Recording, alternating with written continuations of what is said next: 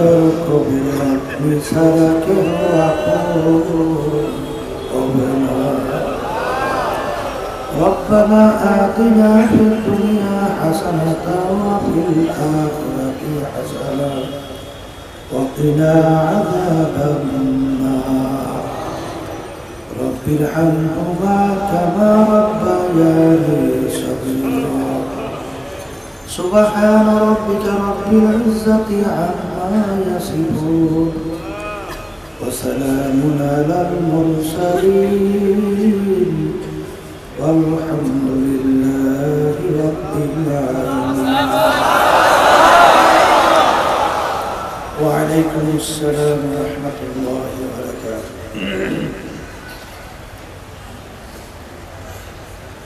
الحمد لله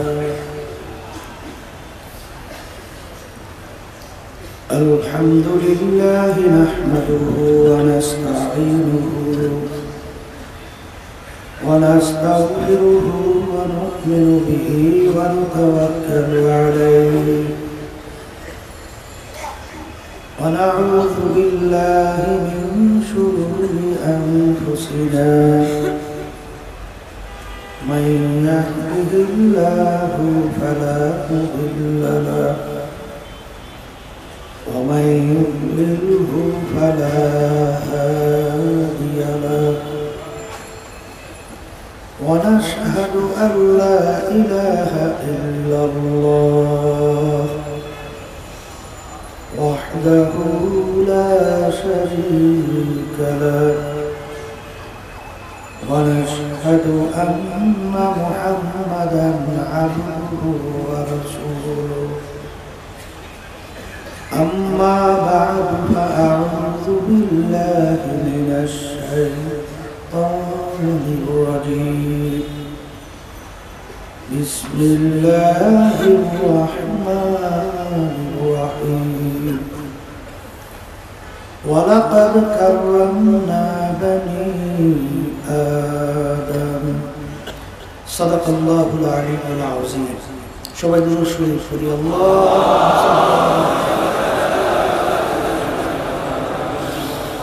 حبيبنا ومولانا محمد صلى الله عليه وعلى آله وأصحابه وبارك وسلم اللهم صل على سيدنا وسيدنا حبيبنا ومولانا محمد صلى الله عليه وعلى آله وأصحابه وبارك وسلم اللهم صل على سيدنا شفيعنا وحبيبنا مولانا محمد صلى الله عليه وعلى آله وأصحابه وبارك وسلم শুকরিয়া আদায় করতেছি মহান রব্বুল আলামিনের দরবারে। রব্বুল আলামিন আমাদেরকে চরমনায় নমুনার মাহফিল, এই মাহফিলের ভিতরে শেষ দিন শেষ বৈঠক, আমাদেরকে দিনে আলোচনা বসার আলোচনা করার শোনার যে তৌফিক আল্লাহ দান করলেন, শুকরিয়া আমি সবাই বলি আলহামদুলিল্লাহ।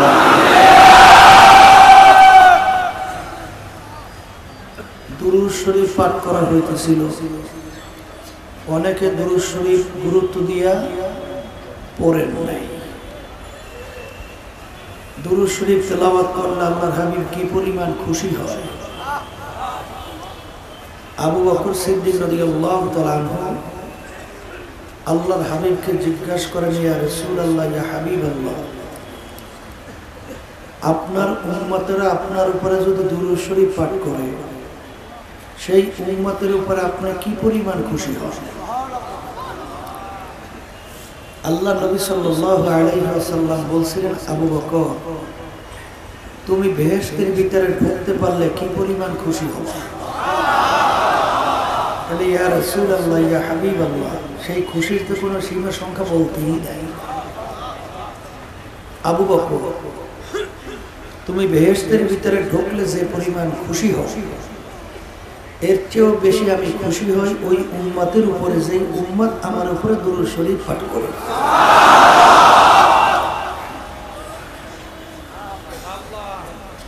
অনেক লোকের কানে মাহফিলের দাওয়াত পৌঁছার পরেও সবাই কিন্তু আসে না। যারা মাহফিলে আসছেন, শুকরিয়া বেশি বেশি আদায় করা লাগবে না? শুকরিয়া যদি বেশি বেশি আদায় করতে পারেন, আল্লাহ রাব্বুল আলামিন বন্দাবান্দি নেয়ামত পাওয়ার পরে শুকরিয়া আদায় করলে আল্লাহ কি পরিমাণ খুশি হয়। মুসা নবী আলাইহিস সালাম রওনা করছে আল্লাহর সঙ্গে দেখা করতে। রাস্তার পাশে দেখে কতগুলো হাঁস বসে আছে। আল্লাহর কুদরত, হাঁসগুলোর জবান খুলে গেছে। হাঁসগুলো ডাক দিয়ে বলেন, নবী কোথায় রওনা করছেন?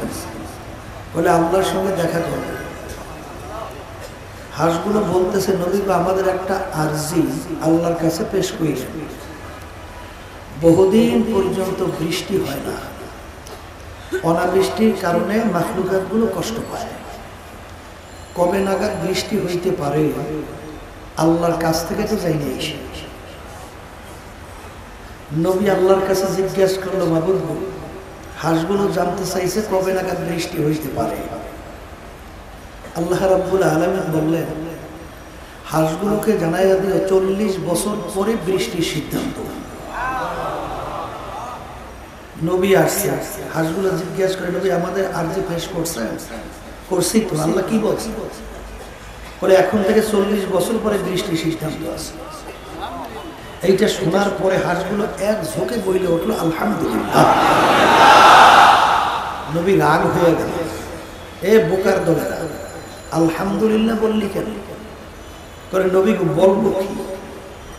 বলে, 40 বছর পরে বৃষ্টি হবে, এটা তো তোদের জন্য সুসংবাদ না, দুঃখের সংবাদ না। তার দুঃখের সংবাদ শুনলে আলহামদুলিল্লাহ বলতে হয় নাউজুবিল্লাহ করে। নবী গো আমরা আলহামদুলিল্লাহ কেন বললাম?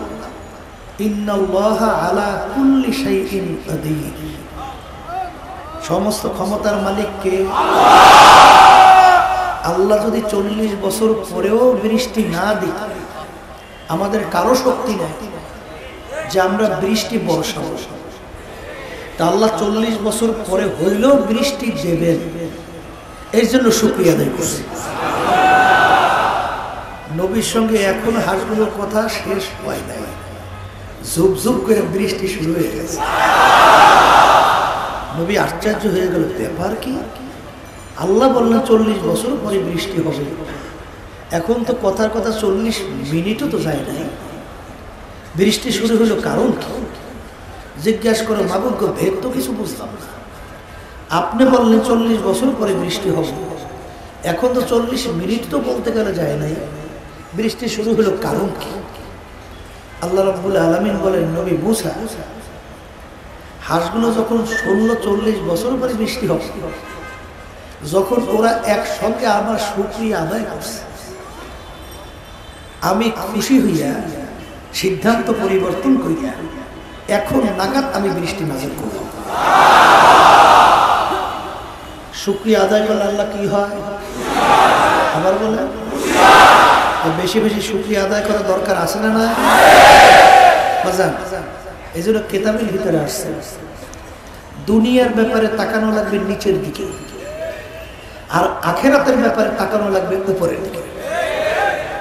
এক শ্রেণীর মানুষ আছে, আল্লাহ তাদেরকে সম্পদ দান করছে, 5 তলা বিল্ডিং, কয়েকটা গাড়ি বাড়ি, অভাব নাই, শান শওকতের অভাব নাই, চিত্ত বিনোদন সহ বিভিন্ন কায়দায় চলাফেরা করে। আর এক শ্রেণীর মানুষ আল্লাহ তাদেরকে সম্পদ দেয় না কোনো ক্রমে, রাত্রি দিন যাপন করে। সে ওই 5 তলা বিল্ডিং এর দিকে তাকাইয়া আফসোস করে যে আফসোস, আমার তো এত সুন্দর একটা বিল্ডিং নেই। আচ্ছা বলেন তো, এই যে আফসোস করলো, এর মাধ্যমে কি তার 5 তলা বিল্ডিং হয়ে যাবে? বরঞ্চ ওই 5 তলা বিল্ডিং এর দিকে তাকাইয়া যে আফসোস করলো, তার ভিতরে কষ্ট বাড়ছে না কমছে? এ আল্লাহর বান্দা, তোমাকে আল্লাহ যে অবস্থায় রাখছে, এর সে অনেক অসহায় মানুষ সমাজে নাই। তুমি যদি সেদিকে তাকাইতে, আল্লাহ আপনি আমার চেয়ে তোমার ওই বান্দার তো অবস্থা অনেক খারাপ রাখছো, তার চেয়ে তো অনেক ভালো আমাকে রাখছো, এদিকে তাকাইয়া যদি আপনি শুকরিয়া আদায় করেন, শান্তি বাড়বে না কমবে? বাড়বে না কমবে? এক আল্লাহর বান্দা মসজিদের ভিতরে যাইয়া আফসোস করে আর কান্দে, মাবুদ আপনি আমাকে এমন গরিবই বানাইলে, এক জোড়া জুতা কেনার তৌফিকও আপনি আমাকে দেন নাই। এই আফসোস করে আর কান্দে।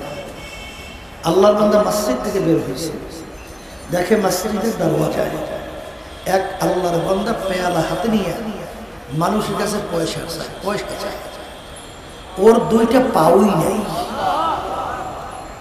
তখন সেই আল্লাহর বান্দা বলে, মাবুদ গো, আমার চেয়ে নেমুক হারাম দ্বিতীয় দুনিয়া থাকতে পারে, তুমি আমাকে পয়সা দাও নাই, এই জন্য আমি আফসোস করি কান্দি। তুমি তো তোমার এই বান্দার পাউই দাও, তুমি তো 2টা নেয়ামত আমাকে পা দান করছো, আমি পা দিয়ে কত সুন্দরভাবে হাঁটতেছি, আল্লাহ আমার চেয়ে নেমুক হারাম আর দুনিয়াতে নাই। এই জন্য বাজানদেরকে বলবো, দুনিয়ার ব্যাপারে তাকানো লাগবে কোন দিকে? মুখ খুলে বলেন। আখেরাতের ব্যাপারে তাকানো লাগবে কোন দিকে? বলে আখেরাতের ব্যাপারে উপরে দিকে কিভাবে তাকাইবে? এক শ্রেণীর অনেক বড় বড় অফিসার আছে, আল্লাহর ভয়, জাহান্নামের ভয়, ঘুষ খায় না, সুদ খায় না, জুলুম করে না, মানুষকে মিথ্যা হয়রানির মাধ্যমে কেসে জড়াইয়া ধ্বংস করে না, এরকম অনেক বড় বড় অফিসার আছে না? আর তুমি সেদিকে তাকাইয়া মন কি মজে মজে মন, এত বড় অফিসার, এত বড় সুযোগ থাকার সত্ত্বেও আল্লাহর ভয়, জাহান্নামের ভয়, সে ঘুষ খায় না, সুদ খায় না, জুলুম করে না, অত্যাচার করে না, সে যদি পারে আমি কেন পারবো না? সে যদি পারে আমি কেন পারবো না? কথা ঠিক কিনা? এই জন্য এই যে শোনেন যে পীর মুরিদি, এই পীর মুরিদির মূল উদ্দেশ্য দুইটা। কয়টা? মুখস্থ রাখার ওয়াজ কিন্তু বেশি মনে থাকবে না। পীর মুরিদের উদ্দেশ্য কয়টা? মুখস্থ রেখে বাড়ি যাওয়া লাগবে, আমল করা লাগবে। একটা হলো হিম্মত বুলন্দ করা, বলেন, আর একটা হলো খুলুসিয়াত ভিতরে পয়দা করা। হিম্মত বুলন্দ কি? অমুকে পারে আমি কেন পারবো না? বলেন বলেন। এক শ্রেণী আল্লাহর বান্দারা অনেক বুড়ো হয়ে গেছে, এখনো 5 ওয়াক্ত নামাজ জামাত সহকারে মসজিদে আদায় করে, আছে না নাই? সে যদি পারে আমি কেন পারবো না? কথা ঠিক? এক শ্রেণী আল্লাহর বান্দারা আল্লাহর হুকুম নবীর তরিকা অনুযায়ী চলে, তাদের কষ্ট দেখা চেষ্টা করে শেষ নাই, তারপরেও আল্লাহর হুকুম নবীর তরিকা ছাড়ে না। সে যদি পারে আমি কেন পারবো না? এটার নাম কি? হিম্মত। আর খুলুসিয়াত ভিতরে পয়দা করা, আমি যাহা কিছু করব একমাত্র আল্লাহ রাব্বুল আলামিনের রাজি খুশির উদ্দেশ্যেই করব। অনেক পর্দালে মা বোনরা আসছে, আলহামদুলিল্লাহ, শুনছি কোথাও জায়গা হয় না, আপনারা কষ্ট করে আছে। মা বোনদেরকে বলবো, অনেক মা বোনরা বর্তমানে পর্দা তো একেবারে উঠে গেছে, কথা ঠিক কিনা? পর্দা তো নাই বললেই চলে, কিন্তু পর্দা কি আল্লাহর হুকুম ফরজ, ওয়াজিব না সুন্নাহ? কত লক্ষ সুন্নাত একত্রিত করলে একটা ফরজের সমান হবে? বলেন, কইলা বলেন। আপনি আজীবনও 2 রাকাত নফল নামাজ পড়েন নাই, এই জন্য আপনার জন্য জাহান্নামের হুকুম কয় বছর? 1 সেকেন্ডও আছে। কিন্তু একবার যদি আপনি ইচ্ছা করে বেপরদা হন, তাহলে একটা কবিরা করবেন, আর একটা কবিরা গুনার জন্য কমপক্ষে 7,000 বছর জাহান্নামের আগুনের ভিতরে যেতে হবে। পর্দালে মা বলে, আমি শুনছি, আল্লাহর শুকরিয়া, এক বোন আমার খুব সামাজিকভাবে উচ্ছৃঙ্খল অবস্থায় চলত, বিভিন্ন বেহায়াপনা সহ অশ্লীলতা সহ, এইটাই তার কাছে ভালো লাগতো। এক শ্রেণী আল্লাহর বান্দিরা এই চরমনায় নমুনার মাহফিলে যখন আসছে, তাদের সঙ্গে সেই আল্লাহর বান্দিও চলে আসছে। আসার পরে আল্লাহ এমন বুঝ তাকে দিনের দান করছে, সে এখন বোরখা পইরা সুন্দরভাবে চলাফেরা করা শুরু করছে। 5 ওয়াক্ত নামাজ আল্লাহর ফজলে সে পড়া শুরু করছে। তার এই পরিবর্তন দেখা এলাকার ভিতরে একটা সরগোল শুরু হয়ে গেছে, যে ব্যাপার কেউ কোথায় গেছে, কোথার থেকে দিনের বুঝ আল্লাহ দান করলো। এরপরে মা বোনদের ভিতরে আরো দিনের এই গুরুত্ব আরো অনেক বেশি বেশি। পর্দালে মা বোনরা আসছেন, মাগো এখান থেকে বের হয়ে যদি সেই আগের মতোই বেপরদাই চলে, তাহলে কষ্ট করে মাহফিলে আসলেন কেন? আপনাদেরকে অনুরোধ করব যে এই সমাজের মধ্যে আল্লাহু আকবার, এই মেয়েরা যত চরিত্রবান হবে, সেই সমাজটা বেহেশতি একটা পরিবেশ তৈরি হবে। কথা ঠিক কিনা? এর জন্য দেখবেন যে দিনদার গরিবদের ঘরের ভিতরে শান্তির কোনো শেষ নাই, আর অনেক বড় লোক যাদের ভিতরে দিনদারি নাই, তাদের ঘরের ভিতরে জাহান্নামের একটা আগুনের টুকরার মতো 24 ঘন্টা চলবে, কোনো সন্দেহ নাই, কোনো সন্দেহ নাই। কথা ঠিক কিনা? এই জন্য আমার বাজানদেরকে বলবো যে পীর মুরিদি শোনেন, উদ্দেশ্য কয়টা? একটা হইলো হিম্মত বুলন্দ, খুলুসিয়াত ভিতরে পয়দা। যদি আল্লাহর রহমতে এটা আমরা ভিতরে তৈরি করতে পারি, দেখবেন আল্লাহ রাব্বুল আলামিন দুনিয়াতেও আপনাদেরকে সম্মানিত করবে, আখিরাতেও আল্লাহ সম্মানিত করে উঠাবে। জোরে বলেন কথা ঠিক ঠিক। আমি আপনাদের সামনে কোরআনুল কারীম থেকে আয়াত শরীফ তেলাওয়াত করছি। আয়াতের ভিতরে আল্লাহ বলছেন, যত মাখলুকাত আমি সৃষ্টি করছি, এর ভিতরে সর্বশ্রেষ্ঠ সম্মানিত করে আমি মানুষকে সৃষ্টি করছি। সবাই বলেন আলহামদুলিল্লাহ। তাহলে আমরা মানুষ সৃষ্টির সেরা। বলেন, আমরা মানুষ 18,000 কম বেশি মাখলুকাত আল্লাহ সৃষ্টি করছে, এর ভিতরে সর্বশ্রেষ্ঠ সম্মানিত কারা? আমরা মানুষ। খুশি না বেজা? এই কথা শোনার পর তো খুশি লাগবেই, স্বাভাবিক, সৃষ্টির সেরা না। কিন্তু যেই কোরআনুল কারীমে আল্লাহ রাব্বুল আলামিন বলছেন যে আমি মানুষকে সর্বশ্রেষ্ঠ সম্মানিত করে সৃষ্টি করছি, সেই কোরআনুল কারীমের ভিতরে আল্লাহ রাব্বুল আলামিন অন্য আয়াতে বলছেন উলাইকা কাল আনআমি বাল হুম আদাল। এমন কতগুলো মানুষ দুনিয়ার ভিতরে আছে যে মানুষগুলো চতুষ্পায় জানোয়ার, গরু ছাগল ভেড়া এর চেয়ে খারাপ। কি বলছেন? অন্য আয়াতে আল্লাহ বলছেন শাররুল বারিয়া, এমন কতগুলো মানুষ দুনিয়ার ভিতরে আছে যে মানুষগুলো কুত্তা শিয়াল শুয়ারের চেয়েও খারাপ। সবাই জোরে বলেন নাউযুবিল্লাহ। বাজান, এক আয়াতে পাইলাম আল্লাহ বলছেন মানুষ সর্বশ্রেষ্ঠ সম্মানিত, অন্য আয়াতে পাইলাম এক শ্রেণীর মানুষ চতুষ্পায় জানোয়ারের চেয়ে খারাপ। অন্য আয়াতে আল্লাহ রাব্বুল আলামিন বলেন এক শ্রেণীর মানুষ দুনিয়াতে আছে যেই মানুষগুলো কুত্তা শিয়াল শুয়ারের চেয়ে খারাপ। জোরে বলেন নাউযুবিল্লাহ। এখন কোন মানুষ সম্মানিত আর কোন মানুষ নিকৃষ্ট, এইটা আমাদের জানা দরকার আছে না নাই? আর এই মাহফিলের উদ্দেশ্যও কিন্তু এইটা, ঠিক কিনা? বুঝলেন? আল্লাহ রাব্বুল আলামিন সংক্ষেপে সঙ্গে বলতেছি, ফেরেশতা সৃষ্টি করছে, ফেরেশতাদের ভিতরে খারাপ কাজ করার কোনো আগ্রহ আছে? কোনো চরিত্র আছে? কারণ আল্লাহ তাদেরকে সৃষ্টি করছেনই ওইভাবে, 24 ঘন্টা তারা ইবাদতের ভিতরে লিপ্ত। কথা ঠিক না? আর আল্লাহ রাব্বুল আলামিন পশু সৃষ্টি করছে, পশুর ভিতরে কোনো ভালো দিক আছে? সব উল্টা পুল্টাটা। কি জোরে বলে? কথা ঠিক না? পশুকে যদি আপনি হাজারো বুঝান যে পশু গরু, এই আম গাছটা বড় শখ করে লাগাইছে, 5,000 টাকা দামে এই চারাটা নিয়ে আসছে, তুই সব খা, তোকে কিছু বলবো না, কিন্তু খবরদার এই চারার খাইস না, এটা আমার খুব আদরের এবং আমার খুব মায়ার একটা আম গাছ, এইটা বইলে টইলে গরুকে সাইরা দেবে। ও তালাশ করিয়া কি ওই যদি আমের চারা সামনে পায় খাইবে কি খাইবে না? সাইরা দেবে। কারণ এই বুঝ আল্লাহ পশুর মধ্যে এই গরুর কাছে কে মেয়ে, কে মা, কে বউ, কে অমুক, কে তমুক, কে সমুক, এই কোনো বাদ বিচার আছে?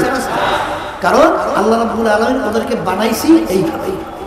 আর মানুষকে আল্লাহ বানাইছেন চরিত্র দুইটা। বলেন কয়টা চরিত্র? মানুষের ভিতরে ভালো চরিত্র আছে না নাই? আবার খারাপ চরিত্র আছে না নাই? অর্থাৎ ফেরেশতার চরিত্রও আছে এবং পশুর চরিত্রও আছে। কি জোরে বলেন কথা ঠিক? এখন আল্লাহ রাব্বুল আলামিন এই ওখানে মাইকে সহায়, মাইকে শব্দ করে কারা পিছনে? এই মাইকে পিছনে কথা বলে কে? আপনারা কথা বন্ধ রাখেন। এই কথা বললেন না, মাইকের শব্দ বন্ধ রাখেন। যেই কথা বলতে চাইছিলাম, আল্লাহ রাব্বুল আলামিন মানুষ বানাইছেন চরিত্র কয়টা? কথা বলেন। ফেরেশতার চরিত্র আছে, আবার পশুর চরিত্র। যে মানুষ পশুর চরিত্র বাদ দেবে, ফেরেশতার চরিত্র অবলম্বন করবে, ওই মানুষটাই ফেরেশতার চেয়েও সম্মানিত। সবাই বলে সুবহানাল্লাহ। আর যে মানুষ ফেরেশতার চরিত্র বাদ দেবে, পশুর চরিত্র অবলম্বন করবে, ওই মানুষটা পশুর চেয়েও নিকৃষ্ট। কারণ ফেরেশতার ভিতরে খারাপ চরিত্র ছিল না, কিন্তু মানুষের ভিতরে ছিল। কথা ঠিক? তাই ভালো চরিত্র কামাই করতে, অর্জন করতে, অবলম্বন করতে কষ্ট করা লাগে না? জোরে বলে লাগে কি লাগে না? চিত্ত বিনোদন, মেয়েদের সঙ্গে যুবক ছেলেদের আড্ডা মারতে, আবার যুবক মেয়েরা ছেলেদের সঙ্গে আড্ডা মারতে, কত মজা। এই মজার কোনো শেষ আছে? এইটা বাদ দিয়া আল্লাহর হুকুম, এইটা করা যাবে না, এর থেকে ফেরা কষ্ট করা লাগছে কি লাগে নাই? আমার যুবক অনেক সন্তানের আছে, এই তারা দাঁড়িয়ে রাখছে, অনেক তার সাথীরা তাদেরকে টিটকারি মারে, যেই বেটা অল্প বয়সে দাঁড়িয়ে রাখছো, তোকে বুড়া বুড়া দেখা যায়। এই অবস্থায় টিটকারি খাইয়া, বিভিন্ন ধরনের লজ্জা খাইয়া, এই অবস্থায় তার দাঁড়িয়ে রাখা কষ্ট করা লাগে না? এই অবস্থায় যুবকরা বিভিন্ন জায়গায় আড্ডা মারে, বিভিন্ন জায়গায় চিত্ত বিনোদনে লিপ্ত হয়। আর ওই যুবক যখন মুয়াজ্জিন মসজিদে আযান দেয়, তখন সে ওযু করে মসজিদে যায়, আল্লাহর সামনে দাঁড় হয়, কষ্ট করা লাগে না? এই কষ্ট করার পরে ওই চরিত্র অবলম্বন করছে, যে পরীক্ষা দিয়া সার্টিফিকেট অর্জন করছে, সেই সার্টিফিকেটের মূল্য অনেক বেশি। ফেরেশতার ভিতরে তো খারাপ চরিত্র ছিল না, মানুষের ভিতরে থাকার পরে কষ্ট করার পরে ওই চরিত্র যখন অর্জন করছে, ফেরেশতার কেউ সম্মানিত। কথা ঠিক কিনা? আর পশুর চেয়ে আবার খারাপ কিভাবে? পশুর ভিতরে ভালো চরিত্র ছিল না, মানুষের ভিতরে ছিল, থাকার পরেও ভালো চরিত্র বাদ দিয়ে যখন পশুর চরিত্র অবলম্বন করছে, স্বাভাবিক পর্যায়ে সে পশুর চেয়ে খারাপ হবে।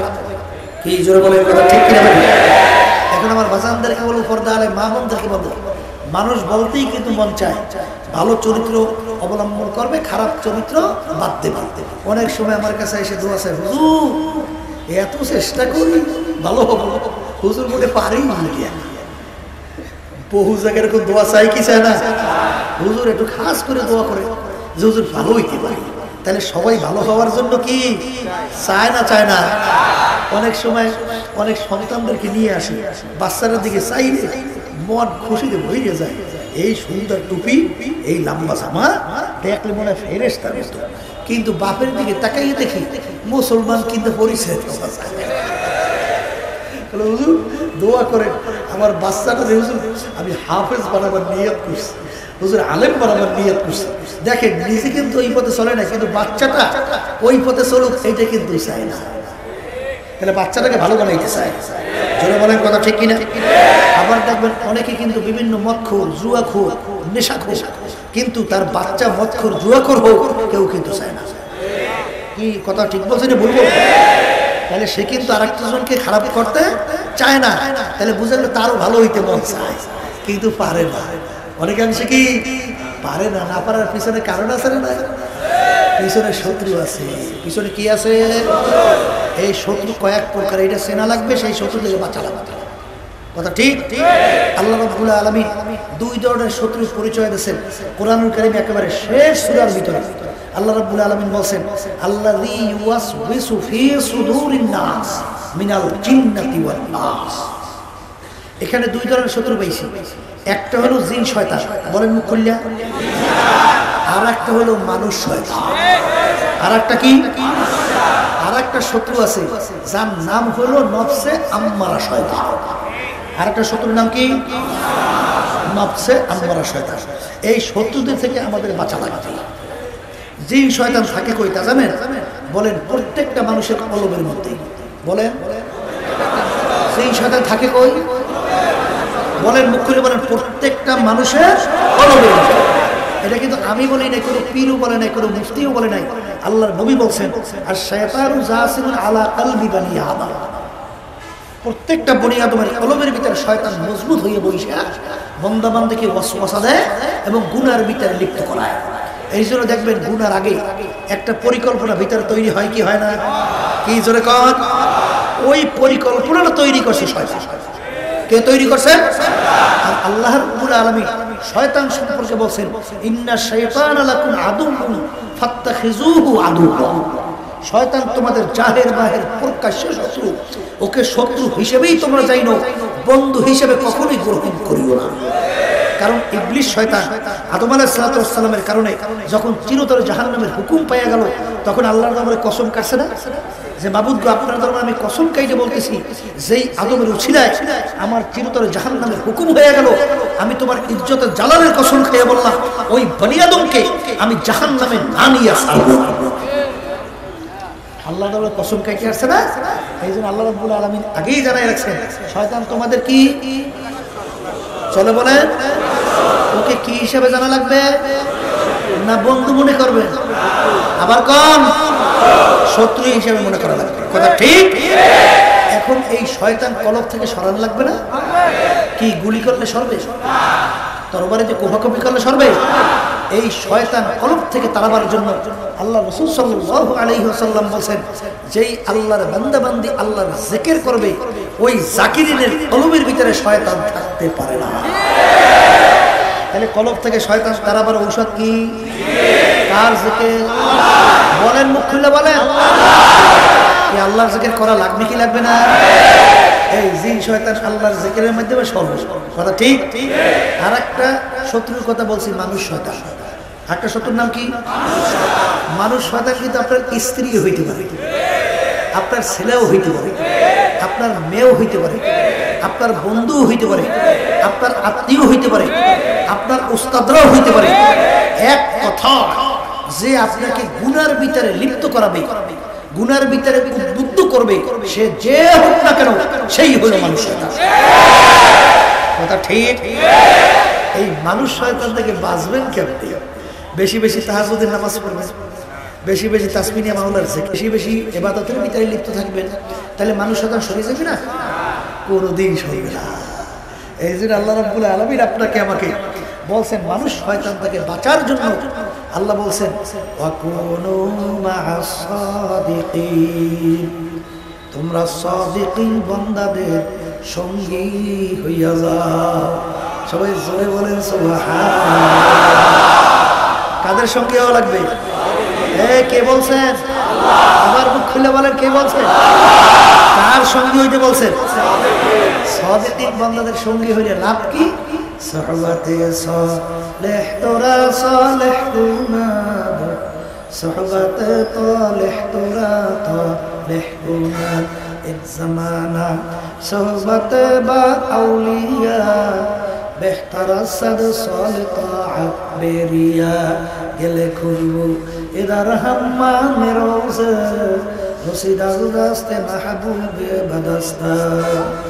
বাজান, সোহবত এমন এক জিনিস, শত বছর আপনি বেরিয়ে ইবাদত করছেন, যদি অল্প সময়ের জন্য আপনি সাদিকিন বান্দাদের সঙ্গী হন, তাদের সংস্পর্শে থাকেন, এই শত বছরের কবুলকৃত ইবাদতের চেয়েও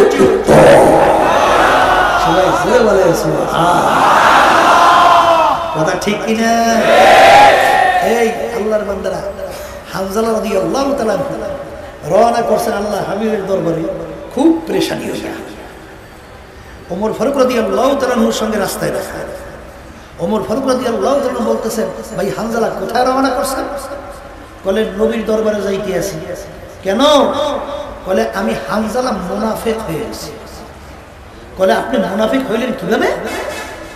বলে আমি যখন আল্লাহর হাবিবের দরবারে থাকি, তখন আমার কাছে মনে হয় বেহেশত দোজখ আমার সামনে। কে বলছে? যেই কথা বলতেছিলাম, ওমর রাদিয়াল্লাহু তাআলা বলতেছেন, ভাই হানজালা, তাহলে আমিও তো মুনাফিক হয়ে গেছি। কারণ আমিও যখন আল্লাহর হাবিবের দরবারে থাকি, তখন আমার এই অবস্থা হয়। যখন আল্লাহর হাবিবের দরবার থেকে আমি বাহিরে আসি, তখন তো আমার এই অবস্থার দিলের থাকে না। চলো আমরা একত্রে আল্লাহর হাবিবের দরবারে চলো। যখন নাকি গেলেন, যাওয়ার পরে আল্লাহর হাবিব দেখে মিসকি মিসকি হাসে। আল্লাহর হাবিব বুঝতে পারছে। বলে হানজালা ওমর আসছো কেন? বলে হুজুর আমরা তো মুনাফিক হয়ে গেছি। বলে মুনাফিক হইলা কিভাবে? বলে আপনার সামনে যখন থাকি, তখন মনে হয় যেন বেহেশত দোজখ আমাদের সামনে। আর যখন এখান থেকে বের হইয়া ঘরে বাইরে বাজারে রাস্তাঘাটে যাই, তখন দিলের এই অবস্থা থাকে না। তাইলে আপনার সামনে এক অবস্থা, বাহিরে আর এক অবস্থা, দিলের দুই অবস্থান, এটা মুনাফিকের চরিত্র। এই জন্য মুনাফিক। তখন আল্লাহর হাবিব বলেন, হানজালা ওমর, আমার সামনে থাকা অবস্থায়, আমার সহবতে থাকা অবস্থায় তোমাদের যে অবস্থা, এইটা অন্য সময় কখনোই হবে না, আর এটা কামনা করাও ঠিক না। আর তোমার এই এতে তোমরা মুনাফিক হও না। তাহলে আল্লাহর হাবিবের দরবারে থাকা অবস্থায় আর বাহিরে কি অবস্থা এক? জোরে বলেন কথা ঠিক কিনা? অবস্থা এক। শুনছি আল্লাহর কুতুবদের ইতিহাস, আব্বাজান রহমতুল্লাহর কথা শুনছি। অনেক আল্লাহর বান্দারা বলে, হুজুর আগে তো দিন কাকে বলতে বুঝতাম না, হুজুর নামাজ কাকে বলতে বুঝতাম না। যখন নাকি আল্লাহর কাবুল ফজলুল রহমাতুল্লাহি আলাইহি তার সামনে যখন গেছি, যে একটা নজর তাকানোর সঙ্গে সঙ্গে মনে হয় যেন ভিতরে ভিতরে আগুনের বোতল মতো একটা ঝালঝালা তৈরি হয়েছে। এরপর থেকে হুজুর আমার একটা পরিবর্তন এসে গেছে। এই সোহবত যে একটা কি জিনিস, এইটা সোহবতে না গেলে তো বোঝা যাবে না। জোরে বলে কথা ঠিক কিনা? এই জন্য বাজানদেরকে বলো, সৎসঙ্গে স্বর্গবাস, অসৎ সঙ্গে সর্বনাশ। মুখস্থ করেন, সৎসঙ্গে স্বর্গবাস, অসৎ সঙ্গে সর্বনাশ।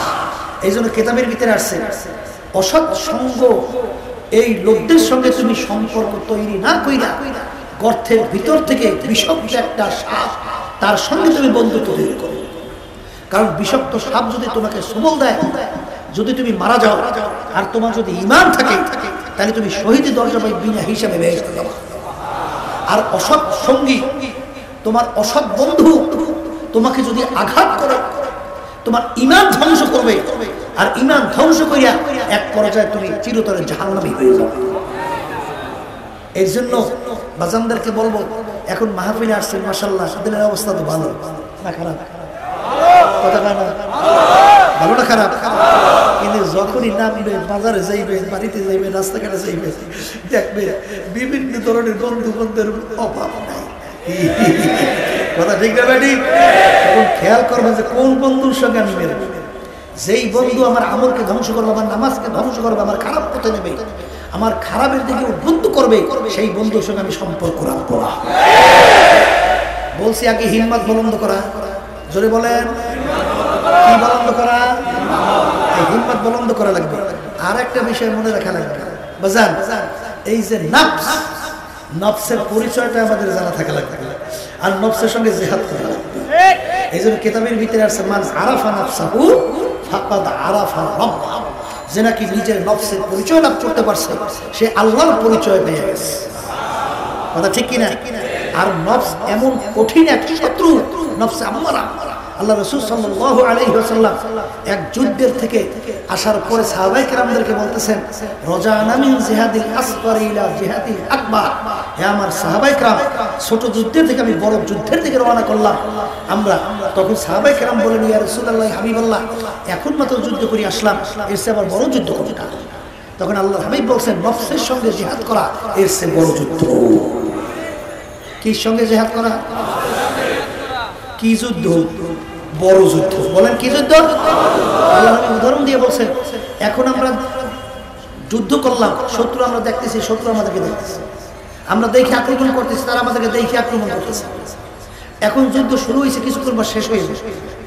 আর তোমরা ইসলামের পক্ষে যুদ্ধ করতেছো, দুনিয়া থেকে বিদায় হইলে শাহাদাত বরণ করলে বেহেশতে যাবে। কথা ঠিক কিনা? ক্ষণিকের জন্য শুরু হয়েছে, নাই। আর নফস এমন এক শত্রু, ও শত্রুতা করে গোপনীয় ভাবে, এই দেখা যায় না। তাই গোপন শত্রু প্রকাশের শত্রু সে মারাত্মক। কি কথা ঠিক? 2 নম্বর, যে ইসলামের পক্ষে জিহাদ করছো, শাহাদাত বরণ করলে বেহেশতে যাবে। কিন্তু নফস আম্মারা যদি শত্রু তোমাকে আঘাত করে, ঈমান হারাইয়া দুনিয়া থেকে বিদায় নিয়ে জাহান্নামে যাবে, তাহলে এর দিক থেকে বড়। কথা ঠিক কিনা? এবার নফসের সঙ্গে জিহাদ শুরু হয়েছে, মৌত পর্যন্ত শেষ না হয়। এই জোরে বলে কথা ঠিক কিনা? এই মৌত পর্যন্ত নফসের সঙ্গে জিহাদ শেষ হবে, তাহলে যেইটা একেবারে মৌত পর্যন্ত চলবে, তাহলে এই যুদ্ধটা বড় যুদ্ধ। এই জন্য আল্লাহ রাসূল সাল্লাল্লাহু আলাইহি ওয়াসাল্লাম বলছেন যে নফসের সঙ্গে জিহাদ করা কি যুদ্ধ? বড় যুদ্ধ। এই জন্য আমার বাচ্চাদেরকে বলবো, পর্দায় মা বোনরা যারা শুনতেছেন, আমাদের ভালো সোহবত অবলম্বন করতে হইবে, খারাপ সোহবত থেকে বাঁচা লাগবে। কথা ঠিক? 3 নম্বর শত্রু বলছিলাম নফসে আম্মারা। আর একটা শত্রুর নাম কি? নফস 3 প্রকার, মনে রাখেন। কয় প্রকার? বলেন বলেন। 1 নম্বর নফস হলো নফসে আম্মারা। নফসে আম্মারা কাকে বলে? সব সময় গুনার ভিতরে উদ্বুদ্ধ করে, গুনাহ করলে ভালো লাগে। এরকম এক শ্রেণীর মানুষ আছে না নাই? আপনি নিজেকে প্রশ্ন করবেন, আপনার নফসটা কোন নফস? নফসে আম্মারা না নফস কোন নফস? তাহলে যেইটা সবসময় কি গুনার দিকে কি করে, এইটার নাম কি? নফস। এরপর মুজাহাদার মাধ্যমে নফস আম্মারা পরিবর্তন ঘইটা নফসে লাওয়ামায় পরিণত হয়ে যায়। কোন নফসের পরিবর্তন হয়ে যায়? নফসে লাওয়ামা কাকে বলে? গুনাহ করলে চুপ থাকে, গুনাহ হওয়ার পরে আফসোস ভিতরে তৈরি হয়, যে গুনাহটা করলাম কেন, করলাম কেন, করলাম কেন। এর নাম কি? নফসে লাওয়ামা। আবার মুজাহাদার মাধ্যমে নফস লাওয়ামা থেকে পরিবর্তন ঘইটা নফসে মুতমাইন্নায় পৌঁছে যায়। সবাই জোরে বলেন সুবহান। নফসে মুতমাইন্না কাকে বলে? সবসময় নেক করতে ভালো লাগে, এই গুনাহ করতে ভালো লাগে না। এর নাম কি? নফস। জোরে কোন? এখন আমার বাজানদেরকে বলবো, এই যে পীর মুরিদি শোনেন, এই পীর মুরিদির উদ্দেশ্য হইল এই নফস আম্মারা থেকে নফসকে পরিবর্তন ঘটাইয়া, নফসে লাওয়ামা থেকে পরিবর্তন ঘটাইয়া নফসকে নফসে মুতমাইন্নায় পৌঁছে দেওয়া। সবাই বলেন আল্লাহুম্মা আমিন। আল্লাহ আপনি আমাদের সবার জন্য কবুল করে নেন। আর নফসে মুতমাইন্নায় আমাদের নফসকে পৌঁছানো লাগবে, কারণ আল্লাহ রাব্বুল আলামিন কিয়ামতের ময়দানে ডাক দেবেন, ইয়া আইয়াতুহান নাফসুল মুতমাইন্নাহ ইরজিই ইলা রাব্বিকি রাদিয়াতান মারদিয়াহ ফাদখুলি ফি ইবাদি ওয়াদখুলি জান্নাতি। আল্লাহ ডাক দিয়া বলবেন, হে নফসে মুতমাইন্নার দলেরা, আসো আসো, তোমরা আমার বেহেশতের ভিতরে ঢুকে যাও। হে কবরের যাত্রীরা, হে পর্দার আড়ালের আমার মা বোনেরা, আজান যারা মরবেন তাদের সঙ্গে আমাদের কথা, আর যারা মরবেন না, কবরে যাবেন না, তাদের সঙ্গে আমাদের কোনো কথা নাই। তুমি দুনিয়া থাকা অবস্থায় নিজেকে নিজে প্রশ্ন করো, তোমার নফসটা কোন নফস? তোমার নফস কি নফসে আম্মারা, না নফসে লাওয়ামা, না নফসে মুতমাইন্না? মনকে প্রশ্ন কইরা বলো, মন রে, সেদিন আমার মালিকটা আমাদের ময়দানে ডাক দেবেন, ইয়া আইয়াতুহান নাফসুল মুতমাইন্না ইরজিই ইলা রাব্বিকি রাদিয়াতান মারদিয়াহ ফাদখুলি ফি ইবাদি ওয়াদখুলি জান্নাতি। হে নফসে মুতমাইন্নার দলেরা, আসো, তোমরা আমার বেহেশতের ভিতরে ঢুকে যাও। আজান রব্বুল আলামিন যেদিন কিয়ামতের ময়দানে তোমাকে আমাকে ডাকবে, সেদিন আল্লাহ রব্বুল আলামিনের ডাকে তুমি আর আমি সাড়া দিতে পারবো কিনা, এই প্রশ্ন নিজেকে দুনিয়া থাকা অবস্থায় নিজেকে নিজে করো। এরপর প্রশ্নের উত্তর নিয়ে তারপর কবরের দিকে রওনা করো বাজার। কারণ নফসে মুতমাইন্নার দলভুক্ত না হইয়া যদি যাও, আল্লাহর ডাকে সাড়া দিতে পারবা না, বেহেশতের ভিতরেও ঢুকতে পারবা না। বাজার আমাদের যে তরিকার নাম শোনেন, এই তরিকার নাম হলো চিশতিয়া সাবেলিয়া তরিকা। এই তরিকার 5টা ঔষধ আছে। বাজান মহিলাদের জন্য 2টা ঔষধ। আমার আব্বাজান দাদাজান বলতেন, বাজার কোনো দলাদলি বুঝি না, কবরে যদি যাই এই পরিচয় দাও, আমি চরমনায়ের মুরিদ, এই পরিচয় কিন্তু কবরে চলবে না। বাজান রে, এই ঔষধ পরীক্ষা কইরা দেখো, আল্লাহর ফজল করমে, আল্লাহর রহমতের উপরে ভরসা করে বলতে পারি যে আল্লাহর ফজলে দেখবা তোমার নফস আম্মারা থেকে পরিবর্তন ঘইটা, নফসে লাওয়ামা থেকে পরিবর্তন ঘইটা আল্লাহর ফজল করমে একটা অবস্থায় নফসে মুতমাইন্নায় পৌঁছে যাবে। আল্লাহ আপনি আমাদের সবাইকে কবুল করে নিয়েন। বাজান আমাদের উদ্দেশ্য হইল নফসে আম্মারা থেকে নফস পরিবর্তন ঘইটা নফসে মুতমাইন্নায় পৌঁছে দেওয়া। যদি চরমনে আল্লাহর কুদুরে প্রেসক্রিপশন তোমার ভালো না লাগে, যে কোনো আল্লাহর খাস বান্দার কাছে দৌড়াও। কারণ তোমার শরীরের ভিতরে রোগ হয়ে গেছে, তুমি ডাক্তারের কাছে গেছো চিকিৎসার জন্য। বাজান চিকিৎসার পর যদি তোমার রোগ ভালো না হয়, তাহলে বাজান কোনো বোকাও কিন্তু বৈশা থাকে না, ওই ডাক্তারের পরামর্শ বাদ দিয়া অন্য ডাক্তারের কাছে দৌড়াও।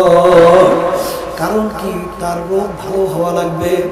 আমার আব্বাজান রহমাতুল্লাহ আলাইহি বলতেন, বাজান যারা চরমনাইতে আসছেন 1 সবক 2 সবক 3 সবক যাওয়ার পরেও যদি আপনার কোনো পরিবর্তন না আসে, বাজান চরমনাই আইসে আপনাদের কোনো লাভ হবে না। কারণ আমি ডাক্তারের প্রেসক্রিপশন, আপনাদের ঔষধ কাজ হয় নাই, আপনাদের পরিবর্তন আসবে না। আপনার এখান থেকে দৌড়াও, যে কোনো এক আল্লাহর খাস বান্দার কাছে যাইয়া পরামর্শ নিয়া তারপর নফস আম্মারা অবস্থান পরিবর্তন ঘইটা নফস লাওয়ামা থেকে পরিবর্তন ঘটাইয়া নফসকে নফসে মুতমাইন্নায় নিয়া পৌঁছাইয়া তারপর কবরে যাইয়া শুয়ে বাজান। কারণ আল্লাহ রাব্বুল আলামিন যেদিন ডাক দেবেন, ইয়া আইয়াতুহান নাফসুল মুতমাইন্না ইরজিই ইলা রাব্বিকি রাদিয়াতান মারদিয়াহ ফাদখুলি ফি ইবাদি ওয়াদখুলি জান্নাতি। তখন তোমার আমার ডাকে সাড়া দেওয়া লাগবে। এই জন্য আমার বাজানদেরকে বলবো, পর্দায় মা বোনদেরকে বলবো, আমাদের এই তরিকার 5টা ঔষধ কি? এক নম্বর ঔষধ হলো সকাল সন্ধ্যায় বৈশা আল্লাহর জিকির করা লাগবে। এটা কিন্তু কোনো পীর মুরিদের কথা না, আল্লাহর হুকুম, আল্লাহর নবীর হুকুম। দ্বিতীয় ঔষধ হইল আল্লাহর ওলিদের কিতাব পড়া। অনেকে আছে বাজান বিভিন্ন নভেল নাটক পড়া এর পাথরের চেয়ে শক্ত হইয়া যায়, আর আল্লাহর ওলিদের কিতাব পড়লে শক্ত দেল মোমের মতো বইলা যায়। এই দুই ঔষধ মহিলাদের জন্য। 3 নম্বর ঔষধ সাপ্তাহিক হালকা জায়গার তালিমে থাকা লাগবে। 4 নম্বর ঔষধ মাসিক ইসলামের কষ্ট করে সব বুঝাতে থাকা লাগবে। 5 নম্বর ঔষধ চরমনায় যে বছরে 2 বার মাহফিল বিনা ওজরে কামাই দেওয়া যাবে না।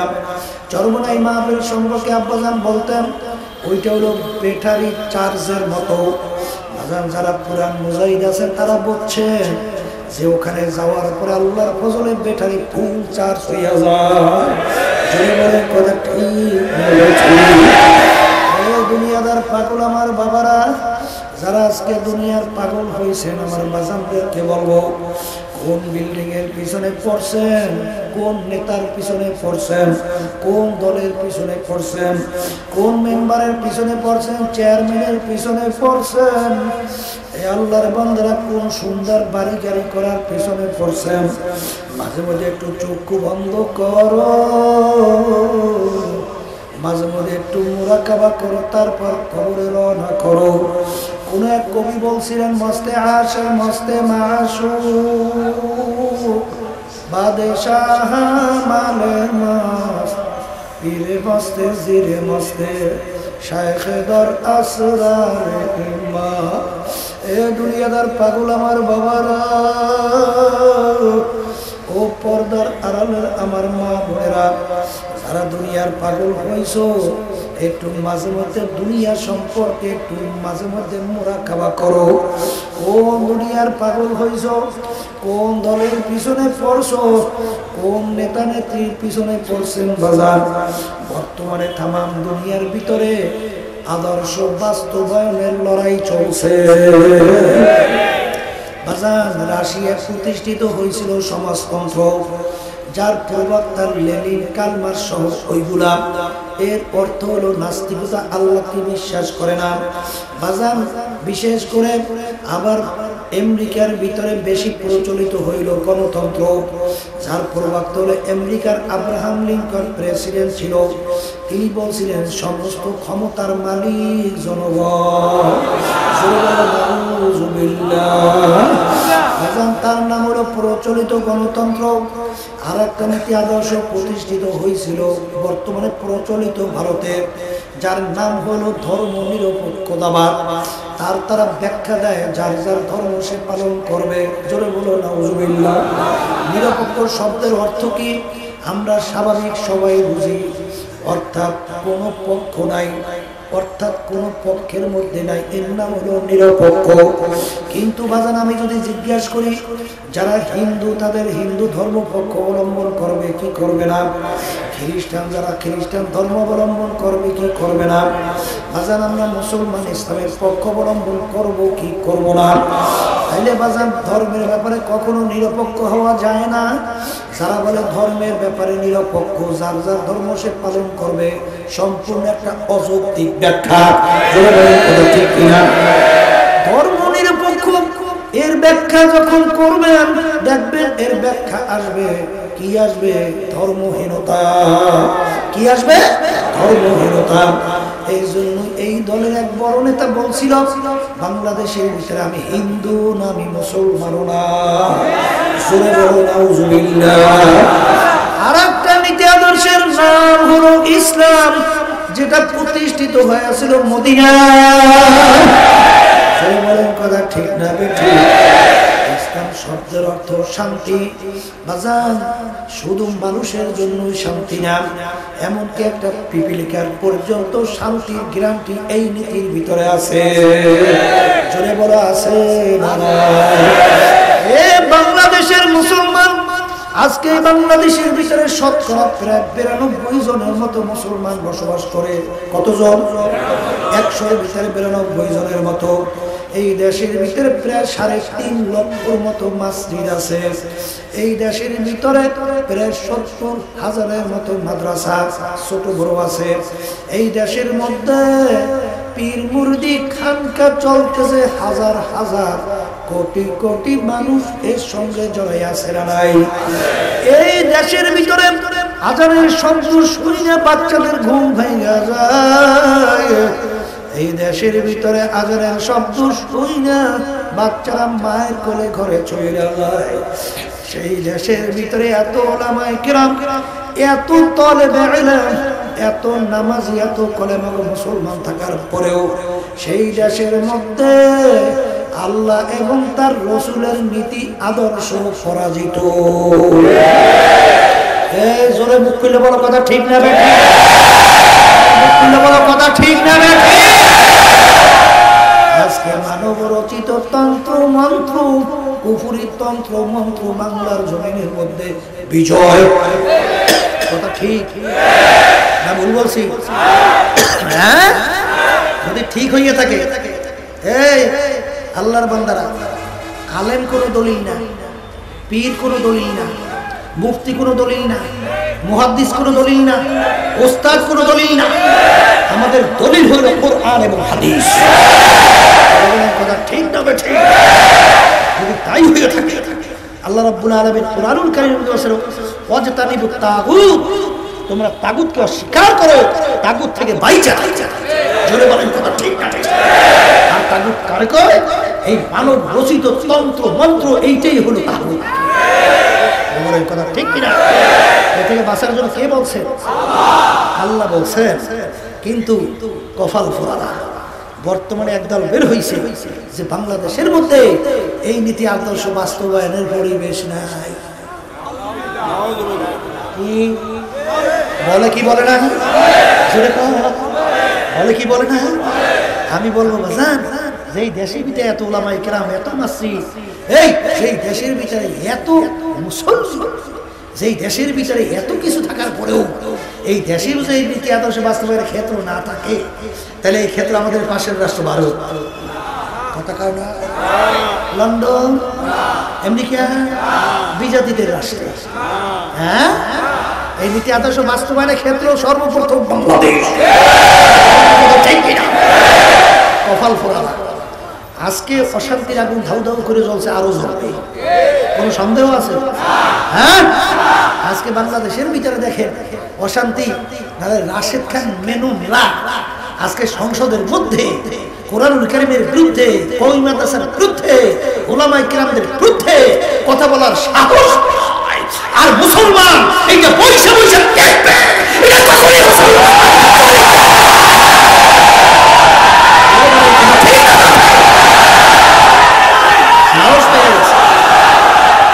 বাজারদারকে বলবো, শোনেন, হুব্বুদ দুনিয়া রাসু কুল্লি খাতিয়াতিন, হুব্বুদ দুনিয়া রাসু কুল্লি খাতিয়াতিন। আল্লাহর নবী বলেন, সমস্ত গুনার মূলই হইল দুনিয়ার মহব্বত। কিসের মহব্বত? একটু এমপির লোভে, একটু মন্ত্রিত্বের লোভে, একটু সম্পদের লোভে, সম্মানের লোভে, কথা কয় না, একটু জেলে যাওয়ার ভয়, কথা ঠিক কত পর্যন্ত ঘুরে। বর্তমানে এক শ্রেণীর বের হয়েছে, এই মহিলাদের সঙ্গে বেপরদায় একত্রে বসিয়া মিটিং করে চা পড়বে। ওরে কপাল ফোরালা। হ্যাঁ, এর মূল কারণ হলো দুনিয়ার মহব্বত, আর কিছু না। সাহাবায়ে কেরামদের ইতিহাস পড়েন, আল্লাহর হাবিবের ইতিহাস পড়েন, আমাদেরকে কি শিক্ষা দিল, আর আমাদেরকে কোন অবস্থায় রেখে গেল, আর আমরা করতেছি কি? আল্লাহ নবী সাল্লাল্লাহু আলাইহি ওয়াসাল্লাম যখন এক আল্লাহর উপরে ঈমান আনার দাওয়াত এবং ওদের অন্যায়ের বিরুদ্ধে, ওদের মূর্তি পূজার বিরুদ্ধে যখন আল্লাহর হাবিব বলা শুরু করলো, তখন কাফেরের একাত্রে আল্লাহর হাবিবের কাছে 3টা প্রস্তাব নিয়ে গেছে না? কয়টা প্রস্তাব? এ মুহাম্মদ, তুমি চাও কি? হ্যাঁ, তুমি আমাদের বাপদাদা ধর্ম, আমাদের কার্যক্রমের বিরুদ্ধে কথা বলতেছ, তুমি চাও কি? তুমি এক আল্লাহর উপরে ঈমান আনার দাওয়াত দাও, কিন্তু আমাদের কার্যক্রমের বিরুদ্ধে কিছু বৈধ না। শর্ত কি? এক আল্লাহর উপরে ঈমান আনার দাওয়াত, আমাদের বিরুদ্ধে কিছু। তাহলে এইটা যদি করো তাহলে তোমাকে 3টা পুরস্কার। কয়টা? 1 নম্বর প্রশ্ন পুরস্কার, তোমাকে আমরা আরবের নেতা বানাই দেব, রাজা আরবের কি 1। 2 নম্বর প্রস্তাব, তোমাকে আমরা আরবের ধনী বানাই দেবো, সবচেয়ে বড় ধনী। কয় নম্বর? 3 নম্বর প্রস্তাব, আরবের ভিতরে সবচেয়ে সুন্দরী মেয়ে তোমার জন্য ব্যবস্থা করবো। কি শর্ত লাগাইছে? কি? এক আল্লাহর উপরে ঈমান আনার দাওয়াত, কিন্তু আমাদের বিরুদ্ধে কিছু বলি, খালি এতটুকু যদি মান, তাহলে এই কাজ করো। আল্লাহ রাসূল সাল্লাল্লাহু আলাইহি ওয়াসাল্লাম প্রস্তাব মানছে না? এটা বুঝলে জোরে করে দেয়, মানে নাই, মানে না, নামাই না, বরং আল্লাহ নবী বলেন ওরে কাফের দলের হবে। যদি আমার এক হাতের সূর্য আর এক হাতের চন্দ্র দেওয়া হয়, আমি এক আল্লাহর উপরে ঈমান আনার দাওয়াত এবং তোদের অন্যায়ের বিরুদ্ধে আমি বলতেই থাকি। এক পর্যায়ে আল্লাহ রাসূল সাল্লাল্লাহু আলাইহি ওয়াসাল্লাম তার জন্মভূমি মক্কায় থাকতে পারছে? আরে নেতা হয়, বড় ধনী হয়, সব বাদ দিয়ে জন্মভূমি ছাড়া লাগে। কি ছাড়া লাগে? এখন আল্লাহর হাবিব জন্মভূমি ছাইরা হিজরত করে যায় মদিনায় রওনা করছে। আর জন্মভূমি মায়া নবী ফিরা ফিরা যায়। কি আল্লাহর বান্দা, এ নবীর ওয়ারিসিরা, এ নায়েবে রাসূলরা করো কি? মহিলাদের বইয়ে বইয়া মিটিং করো, হ্যাঁ? আর আল্লাহর হুকুম পর্দা ফরজ বাংলার জমিনের ভিতরে জবাই করো। কোন আলেমের পরিচয়, কোন পীরের পরিচয় কবরে চলবে না। কোন ওস্তাদের ওস্তাদ পরিচয় কবরে চলবে না। তোমার কবরে তুমি যাবা, তোমার কবরে প্রশ্ন উত্তর তুমি দিবা। কেউ জিজ্ঞাসা করবে তুমি সর্বনাই লোক কিনা। এই 3টে প্রশ্ন ভিতরে পাইছেন। প্রথম নম্বর প্রশ্ন কি? মান। 2য় নম্বর প্রশ্ন আমার 3 নম্বর প্রশ্ন আল্লাহর হাবিবকে দেখেন, মান হাযা রাসূল। এই 3 প্রশ্ন ভিতরে পাইছেন তুমি সর্বনাই কিনা। কথা কর, তুমি অমুক জায়গার কিনা, তমুক জায়গার কিনা, সমুক জায়গার কিনা, কে কে পাইছে এর ভিতরে নাই। তাইলে বুঝে শুনে কবরে যাওয়া লাগবে। ও পাগলামি মাগলামি যে কয়দিন চোখ দুনিয়া খোলা থাকে ওই কয়দিন। আর যদি কোনো দলের পরিচয়, পীরের পরিচয়, ওস্তাদের পরিচয়, বাবার পরিচয় যদি কবরে যাও, তো আল্লাহর নবীর চেয়ে বড় পীর আছে কে? বড় ওলি আছে কে? গাউস কুতুব আসছে কে? আল্লাহর নবী দুনিয়া থাকা অবস্থায় তার কলিজার টুকরা সন্তান ফাতেমা রাদিয়াল্লাহু তাআলা আনহা তাকে ইঙ্গিত করে বলছিলেন, ইয়া ফাতেমা তুজি নাফসাকা মিনান নার। হে ফাতেমা, দুনিয়ায় থাকা অবস্থায় নিজে আমল করো, জাহান্নামের আগুন থেকে বাঁচো, এরপরে অন্ধকার কবরে যাও। ফাতেমা যদি কবরে এই পরিচয় দেবে আখিরি জামানার নবীর মেয়ে, এই পরিচয় কবরে কোনো কাজ কাজ। কি জোরে বলেন, কথা ঠিক না? যদি তাই হয়, বাংলাদেশ খাইছে এই রোগের মধ্যে, এই হুব্বুদ দুনিয়া রাসূলুল্লি খাতিয়া, সমস্ত গুনাহ মরি হইল দুনিয়ার মহব্বত। জোরে বলে, কথা ঠিক না? ঠিক। আমার বাজানদেরকে বলো আল্লাহর কাছে বেশি বেশি দোয়া করে যে মাবুদ গো, দুনিয়ার মহব্বত আমাদের কলব থেকে দূর করিয়ে দাও, আপনার মহব্বত আমাদের কলবের ভিতরে বসাইয়া দাও।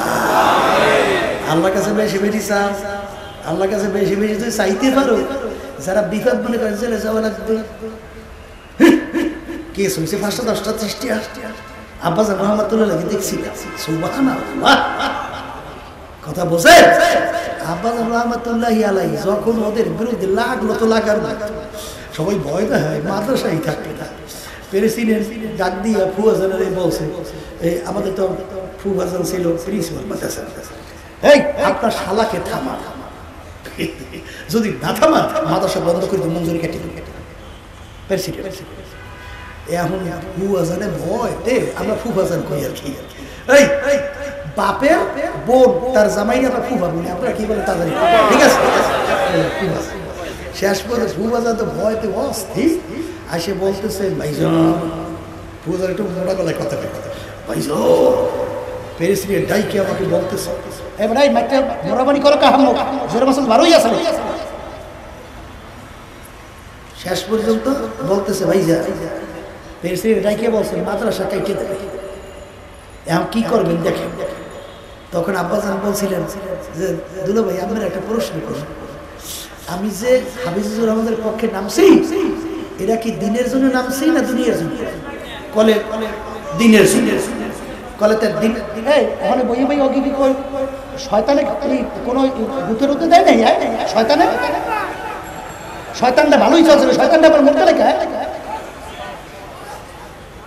তাই যখন তাকে এই কথা বলছে, বলার পরে এই আব্বাজান বলছিলেন এইটা যদি দিনের জন্য হয় তা আপনাকে পরিষ্কার আমি বলতেছি এরকম মাদ্রাসা 14টা যাও, কিন্তু আমাকে এর থেকে সরাইতে পারবে না। কেমন পরীক্ষা! নবীরা পর্যন্ত এক পর্যায়ে আশা হারাইয়ে বলছিলেন মাতা নাসরুল্লাহ, মাবুদ গো আপনার সাহায্য কোথায়? এই অবস্থায় না পড়লেই তোমরা বেহেশতে ঢুকে গেলা। আজকে জেলের ভয়, আজকে বিভিন্ন কায়দায় কায়দায় ভয়, আজকে বিভিন্ন এই নীতি কুফরি আদর্শের সঙ্গে হাত মিলাও, সহযোগিতা করো, আবার প্রশংসাও করো, কিন্তু ভালো করে যাই না রাখো বাজান। হাদিসের ভিতরে আসছে ফাসেকের প্রশংসা যখন করা হয় আল্লাহর আরশ থর থর কইরা কাইপা ওঠে। কার আরশ কাঁপে? কোন সময়? একে আমি বলছি না আল্লাহ নবী বলছি? তাই কামটা করতে আসো কি চলতেছে? হ্যাঁ, আমার বাজানদেরকে বলো, পর্দা আলে মা বোনদেরকে বলবো, কবরে কিন্তু কোনো দলাদলি নাই, কোনো পীরগিরি নাই, কোনো মুফতিগিরি নাই, কোনো টাকার গরম চলবে না। বাজান চলবে? যদি নাই চলে, ওই যে বলতেছিলাম আল্লাহ রাব্বুল আলামিন বলছেন ওয়ালা তাহিনু ওয়ালা তাহজানু ওয়া আনতুমুল আ'লাউনা ইন কুনতুম মুমিনিন। তোমাদের কোনো ভয় চিন্তা নাই, তোমরাই বিজয় হবে। কে বলতেছে? আল্লাহ বলেন।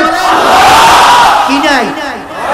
ভয়ও নাই, চিন্তাও, তোমরাই বিজয় হবে যদি তোমরা মুমিন হতে পারো। আল্লাহ কি শর্ত লাগাইছেন?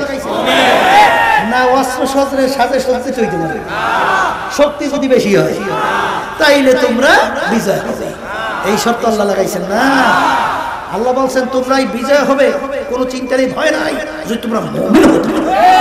আমাদের দায়িত্ব কর্তব্য মুমিন হওয়া, বিজয় দেওয়ার মালিক হলো আল্লাহ। আর যদি মুমিনের চরিত্র অর্জন করতে পারে, আল্লাহ রাব্বুল আলামিন ওয়াদা করেছেন আল্লাযীনা জাহাদু ফীনা লানাহদিয়ান্নাহুম সুবুলানা ওয়া ইন্নাল্লাহা লামাআল মুহসিনিন। আল্লাহ রাব্বুল আলামিন বলেন তোমাদের ভয় চিন্তা নাই, যদি তোমরা মুমিন হইতে পারো, যত বিপদ মুসিবতের রাস্তায় আসুক না কেন আমি তোমাদের জন্য রাস্তা খুলে দেব। একটা রাস্তা খুলবে না, বহুত রাস্তা। কে বলছেন? কোনো সন্দেহ আছে? তাহলে ইমানের ভিতরে ঘাটতি আছে। যদি সন্দেহ থাকে, কথা ঠিক, রাস্তা কেমনে খুলছে দেখেন বাজান। আব্বাজান রাহমাতুল্লাহ আলাইহি কঠিন কঠিন অবস্থায় যখন সিদ্ধান্ত নিছিল, আমাদের ভয়তে অস্থির, আমিও ভয়তে অস্থির। আল্লাহ কেমন হয়, কেমন হয়, কেমন হয়। এরপরে দেখা গেল আল্লাহ রাব্বুল আলামিন আল্লাহর কুতুবের জন্য রাস্তা অনেকগুলো খুইলা দিয়েছে। আজকে সারা বাংলাদেশের ভিতরে আমরা আল্লাহর ফজল ও করমে বড় গলায় কথা বলি, যদি সঠিক ইসলামের পক্ষে আওয়াজ যদি আল্লাহর ফজলে বাংলার জমিনে থাকে, আল্লাহর ফজল ও করমে আল্লাহর কুতুবের এই মিশনের মাধ্যমে চলছে, ঠিক কিনা? হ্যাঁ বাজার একটু চিন্তা ভাবনা করে দেখে, মনে করি না যে আমরা ভাব ভাবনা সারা বিশ্বটা বিমারি না, একটু পরীক্ষা করে দেখে, ঠিক কিনা? এই জন্য বাচ্চাদেরকে বলো, পর্দা হলে মা বোনদেরকে বলো, বিভিন্ন কায়দায় কায়দায় কায়দায় কায়দায় এই হুব্বুদ দুনিয়ার আসকুল্লি খতিয়াতি, সমস্ত গুনাহ মূল হইল দুনিয়ার মহব্বত, সব আল্লাহর সুবর্দ করে দিতে পারো না। সাফরদান বা তুমা আয় খেসেরা তুলানি হিসাবে কামু বেশেরা। এই আল্লাহর বান্দারা যদি আল্লাহর হাতে সফরজ মতো সফরজ করতে পারো, আল্লাহ রাব্বুল আলামিন তোমার আমার জন্য যথেষ্ট হইয়া যাবেন। জোরে বলে কথা ঠিক কিনা? আল্লাহুল মাওলা আলাহুল কুল। যেই বান্দা বান্দি আমার মাওলার জন্য হইয়া যাবে, ওই বান্দা বান্দির জন্য আমার মাওলাই যথেষ্ট। কি কথা ঠিক কইছি না ভুল কইছি? এই কথাটা চইলেই দেখো বাজার, চললেই দেখবা যে এর ভিতরে কি মজা আল্লাহ রাখছে, না চললে বুঝবা না। এই একদল কিন্তু বাইরে যে দুনিয়াও খুশি রাখবে, আখেরাতও খুশি রাখবে, আছে না? নেতা নেত্রীও খুশি রাখবে, আবার মসজিদে দিয়ে সেজদায় পড়িয়া মাওলাকে ওটাইকে খুশি রাখবে। আছে? আমি ভুল টুল কইছি? আছে? এই তাহলে আল্লাহর নবীর হাদিস মিথ্যা হয় না? আল্লাহ নবী বলছেন দুনিয়া এবং আখেরাতের সম্পর্ক কাজুরাতাইন, 203-এর মতো। আখেরাত দুনিয়ার সম্পর্ক কি মুখস্থ করে? 203-এর মতো। আচ্ছা বলে তো 203 একত্রে খুশি রাখতে পারে এমন বেড়া ঢাকে এটা আছে? এই 203 একত্রে খুশি রাখা যায়? একজনের খুশি করলে আরেকজন বেজার হবেই হবে। তাই কেউ যদি দুনিয়া খুশি করো বাজার, আখেরাত বেজার হবেই হবে। আবার কেউ যদি আখেরাত কি খুশি করো, দুনিয়া বেজার হবেই হবে। কোনো সন্দেহ নাই, একসঙ্গে দুইটা খুশি রাখা সম্ভব না। দু কিস্তি পর পারা দেয় না চেরা যায়। দুই নৌকার মধ্যে যদি কেউ দুই পাও রাখো, এই দুই নৌকা দুই পাও, আস্তে আস্তে নৌকা যখন সরতে থাকবে, মাছ বরাবর হারিয়ে কমপ্লিট। ঠিক আগের তো খুশি রাখবা, দুনিয়াও খুশি রাখবা, হারা ছাড়া কোনো গতি কি জোরে বলে কথা ঠিক কিনা?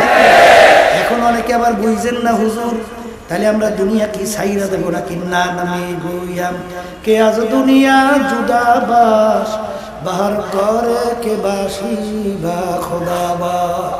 আমার মালিক বলেন নাই তোমরা ব্যবসা বাণিজ্য বাদ দিয়া, তোমরা বিয়া শাদী বাচ্চা বাচ্চা সব বাদ দিয়া, কৃষিকাজ সবকিছু বাদ দিয়া জঙ্গলের মধ্যে যাই আমার ইবাদত করো। এইটা কিন্তু আমার মালিক বলেন নাই। আমার মালিক বলছেন ওই দুনিয়া তুমি করো যেই দুনিয়া আমার মালিক খুশি। কি ব্যবসা এটা ইবাদত না? মুখ খুলে কথা বলেন, ব্যবসা কি এটা ইবাদত না? আল্লাহ কি বলছেন? আহাল্লাল্লাহুল বাইআ ওয়া হাররামার রিবা। ব্যবসা তোমাদের জন্য আমি হালাল ঘোষণা করলাম, আর হালাল মানেই হইল ইবাদত।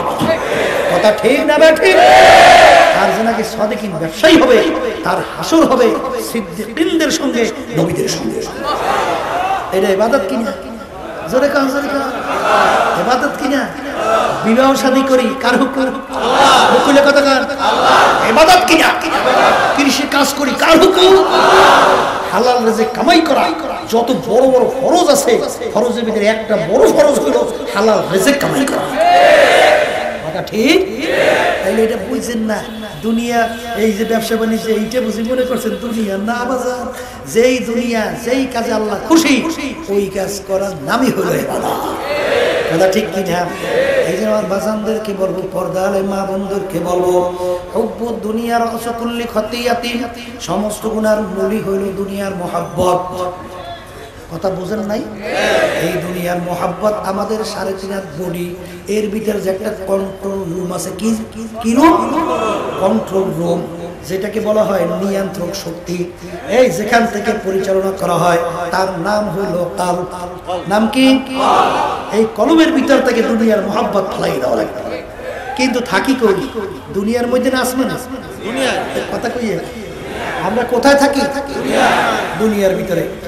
নৌকা চলে পানির মধ্যে, কিন্তু বাজান কেউ যদি বলে নৌকা তো পানি ছাড়া চলতে পারে না, তাহলে একটু পানির সঙ্গে নৌকার সম্পর্ক তৈরি কইরা দাও, অর্থাৎ নৌকার তলিটা একটু ছিদ্র কইরা দাও। ওই ছিদ্র দিয়া পানি উঠা তোমার নৌকা সহ একবার তোমাকে সমুদ্রে ডুইবা ধ্বংস কইরা দেবে। জোরে বলে কথা ঠিক না বেঠিক? ও মাঝি তুমি চলবা নদীর মধ্যে, পানির মধ্যে, কিন্তু তোমার সতর্ক থাকা লাগবে। তোমার নৌকার, আমরা বলি ডরা, অর্থাৎ নৌকার মধ্যে খবরদার পানি যেন উঠতে পারে না। কি জোরে বলেন কথা, ঠিক কি না? এই জন্য বাজান যতই সতর্ক থাকুক না কেন, কিছু না কিছু পানি নৌকার ডরায় জমতে চায় কি চায় না? কি চায় কিনা? এই জন্য দেখবেন প্রত্যেক কাঠবোর্ড, স্টিল বোর্ডের ভিতরে একটা সেচের ব্যবস্থা আছে, আছে না নাই? ওইটা আমরা বরিশালের কই হেউতি, আমরা কি করি হেউতি না, এই পানি ডরায় জমছে, হেউতি দিয়ে শেষ করে পানি ফেলাইয়া দাও। দেখবা আল্লাহর ফজলে যেই নৌকা সেই নৌকা। স্টিল বোর্ডের ভিতরেও দেখবেন ডিপ টিউবওয়েল আছে, যখন পানি জমবে শেষ করিয়া ফেলাইয়া দেয়। আবার যেই স্টিল বোর্ড সেই স্টিল বোর্ড হইয়া যায়। এ দুনিয়ার মানুষ, আমরা থাকি দুনিয়ার মধ্যে, যত চেষ্টা করি না কেন কিছু না কিছু দুনিয়ার মহব্বত কলবের ভিতরে জমতেই চাইবে। কি চাইবে, কি চাইবে না? এখন দুনিয়ার মহব্বত এই কলব থেকে দূর করা লাগবে না? দূর করতে একটা হেউতি লাগবে না, লাগবে না? দরকার কি লাগবে?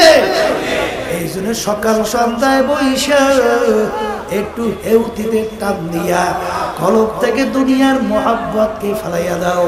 হেউতি কি টান দাও সকাল সন্ধ্যায় বৈশা, লা ইলাহা ইল্লাল্লাহ, লা ইলাহা ইল্লাল্লাহ, লা ইলাহা ইল্লাল্লাহ, লা মাহবুবা ইল্লাল্লাহ, লা মাশুকা ইল্লাল্লাহ, লা খালিকা ইল্লাল্লাহ, লা মাওজুদা ইল্লাল্লাহ, লা মাকসুদা ইল্লাল্লাহ, লা ইলাহা ইল্লাল্লাহ। যখন লা বললাম ডান দিকে মাথা ঘুরাবা, খেয়াল করো লা তরবারি নিয়ে সামনে চলো। নাই নাই নাই, আমার পীরগিরি নাই, আমার মুফতিগিরি নাই, আমার মুহাদ্দিসগিরি নাই, আমার টাকার গরম নাই, আমার মেম্বারের গরম নাই, চেয়ারম্যানের গরম নাই, আমার বর মেয়রগিরি গরম নাই, আমার সৌন্দর্যের গরম নাই, আর আমার বংশের গরম নাই, আমার শিক্ষার গরম নাই, আমার বড় মেয়াগিরি নাই নাই নাই নাই নাই। মাথা ঘুরাইয়ে বান্ধব দুই আঙুলে কলব ধাক্কা দাও। ইল্লাল্লাহ, আল্লাহ বাদে কেহ মাবুদ,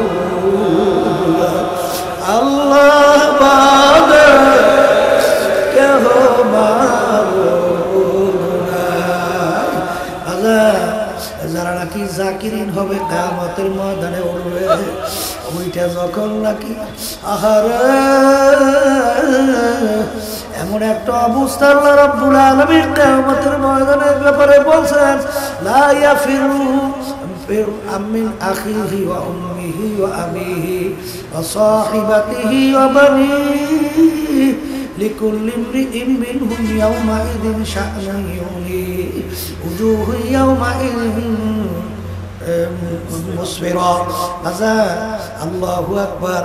কিয়ামতের ময়দানে অবস্থান এমন হবে, ছেলে মার থেকে ভাগবে, মা সন্তান থেকে ভাগবে, স্বামী স্ত্রী থেকে ভাগবে, স্ত্রী স্বামীর থেকে ভাগবে, বন্ধু বন্ধুর থেকে ভাগবে, সব সবার থেকে ভাগবে।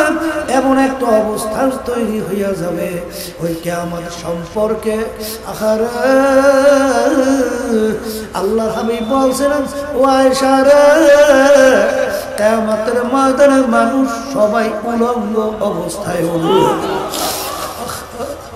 আয়েশা রাদিয়াল্লাহু তাআলা বলে, ইয়া রাসূলুল্লাহ, ইয়া হাবিবাল্লাহ, আমরাও কি কিয়ামতের ময়দানে উলঙ্গ অবস্থায় উঠব নাকি? তখন আল্লাহর হাবিব বলেন, আয়েশা রে, তোমরা কিয়ামতের ময়দানে উলঙ্গ অবস্থায় পড়বা।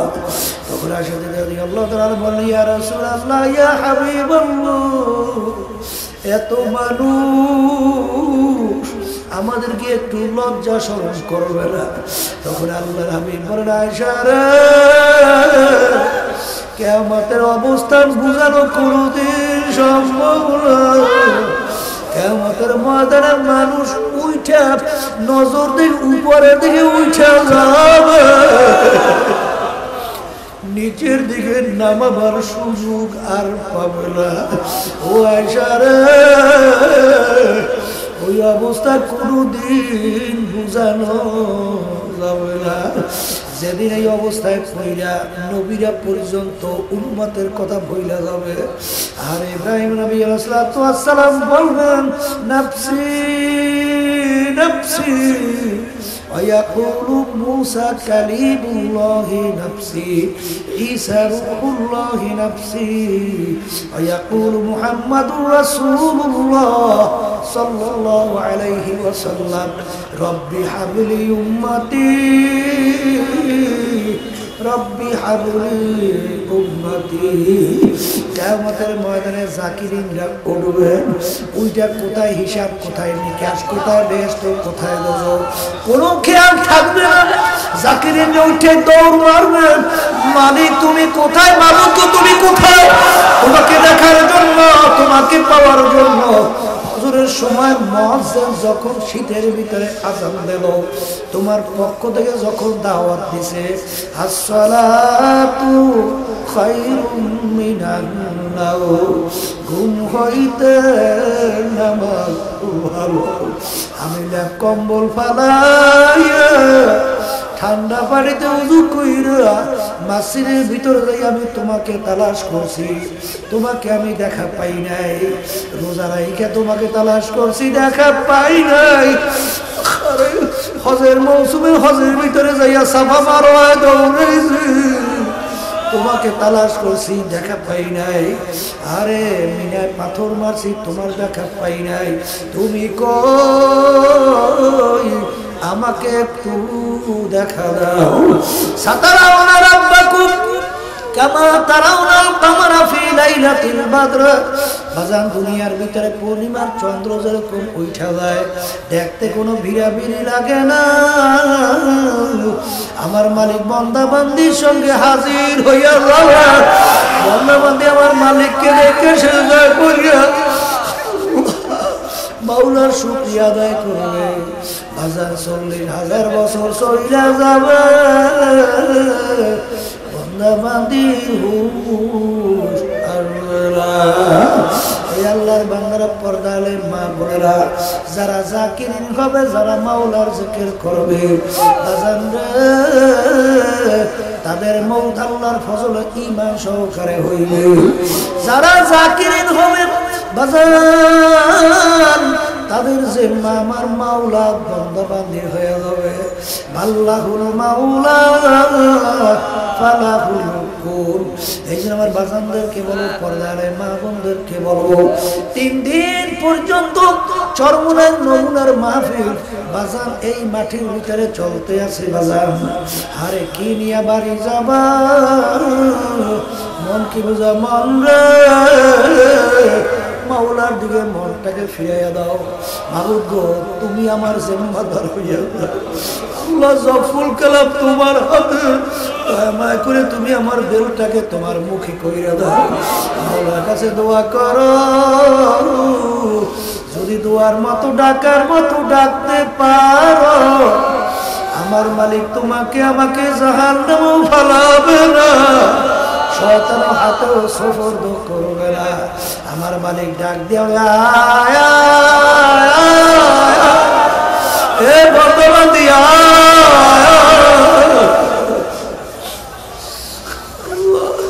তোকে আমি জাহান্নামে ফালাবো না, তোকে আমি শয়তানের হাতে সুপর্দ করবো না। যা যা যা, তোর জীবনের সব গুনাহ তো আমি মাফ করলাম, শুধু তাই না, তোর গুনাহকে আমি নেকের দ্বারা পরিবর্তন কইরা দিলাম। আমার বাজানদেরকে বলো, পর্দারে মা বোনদেরকে বলো, বাজান মাহফিলে আসছে এখনো যাদের বুঝ ক্লিয়ার হয় নাই, বাজানদেরকে বলো, বাজান রে কয়েকদিন আগেও আল্লাহু আকবার নেদারল্যান্ডে আরে প্রাক্তন এক এমপি ছিল বাজান, ইসলামের সবচেয়ে বড় দুশমন ছিল, ইসলামের বিরুদ্ধে বই লিখবে সিদ্ধান্ত করলো। যখন ইসলাম সম্পর্কে রিসার্চ করা শুরু করলো, ওই নেদারল্যান্ডের সেই প্রাক্তন সংসদ সদস্য সাংবাদিক সম্মেলনের মাধ্যমে কলেমা পইরা মুসলমান হয়ে গেল। বড় বড় জ্ঞানী দার্শনিক বৈজ্ঞানিক যখন ইসলাম নিয়ে রিসার্চ করে কলেমা পইরা মুসলমান হইয়া যায়, মুসলমানের ঘরে জন্মগ্রহণ কইরা যদি খোদা না খাস্তা কিয়ামতের ময়দানে জাহান্নামের শিকল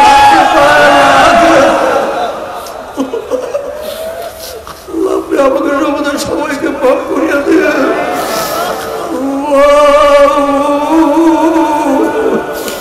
মগরের চেয়ে কপাল পোড়ার সারে জাহানে হইতে পারে না। এই আল্লাহর বান্দারা, পর্দালে মা বোনেরা, দিলটাকে ভাঙিয়া দাও। আনা ইন্দামুল কাসরাতিল কুলুব, আমার মাওলা বান্দাবান্দির ভাঙ্গা দিলের কাছে থাকে।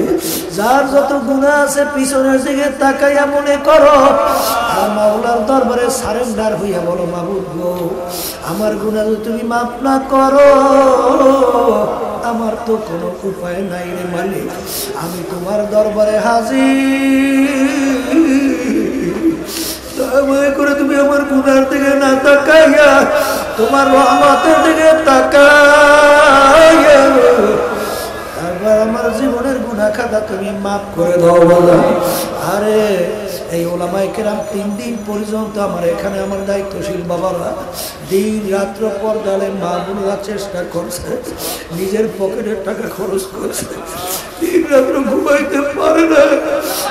তোমাদের জন্য এই ব্যবস্থা করছে, কারণ কি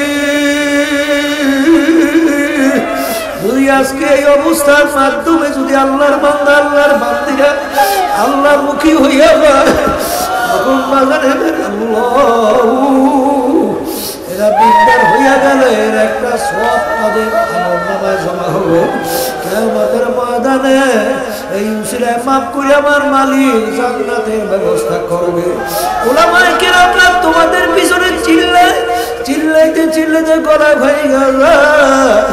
আমরা তোমাদের পিছনে এত কেন চিল্লাই রে বাজার?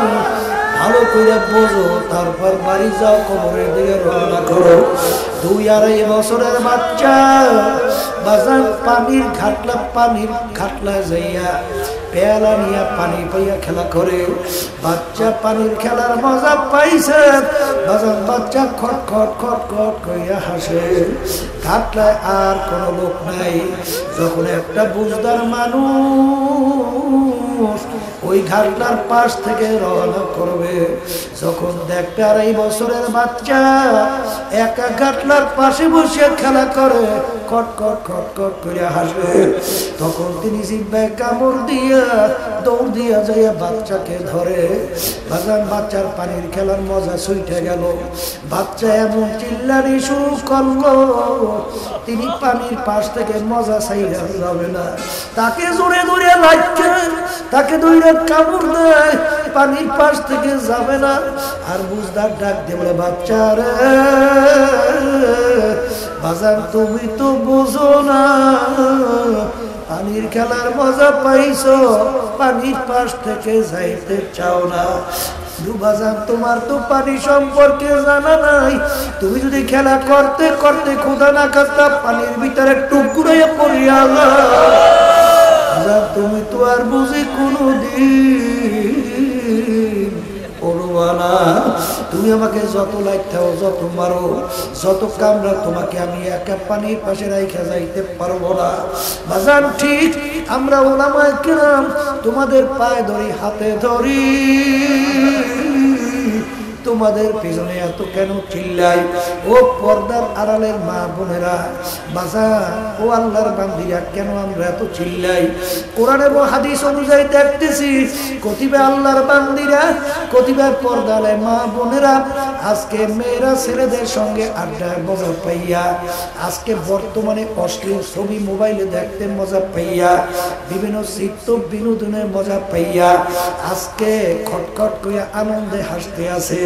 অনেক আমার যুবক বাবারা আজকে মেয়েদের সঙ্গে আড্ডায় মজা পাইয়া, অনেক আমার বড় বড় অফিসার বাবারা আজকে ঘুষে সুদে মজা পাইয়া, আজকে অনেক আমার বাজানরা দুনিয়ার বিভিন্ন বাংলাদেশের দুনিয়ামুখী দলের নেতা নেত্রী দলের মজা পাইয়া সরাকে ধরা জ্ঞান মনে করেন না।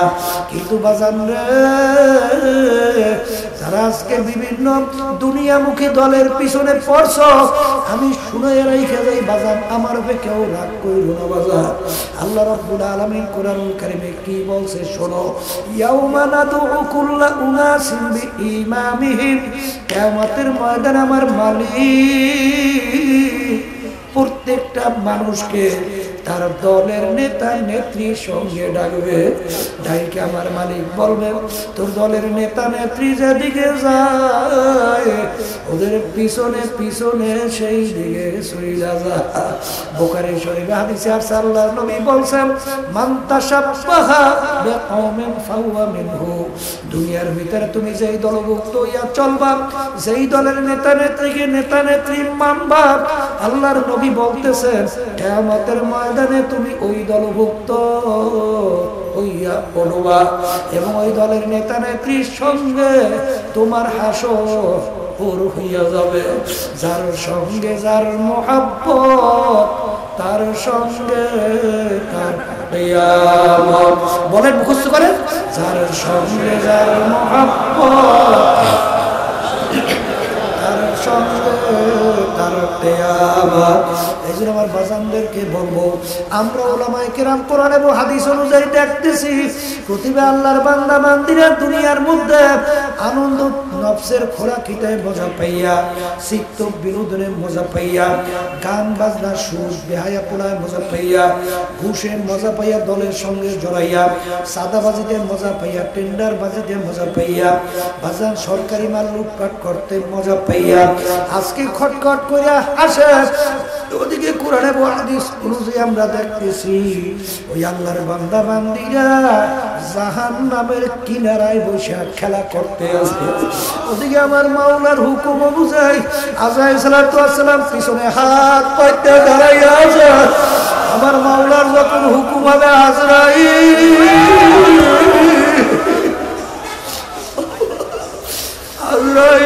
ধর, ওই অবস্থায় সালাতু ওয়াস সালাম থাবা মাইরা বসে,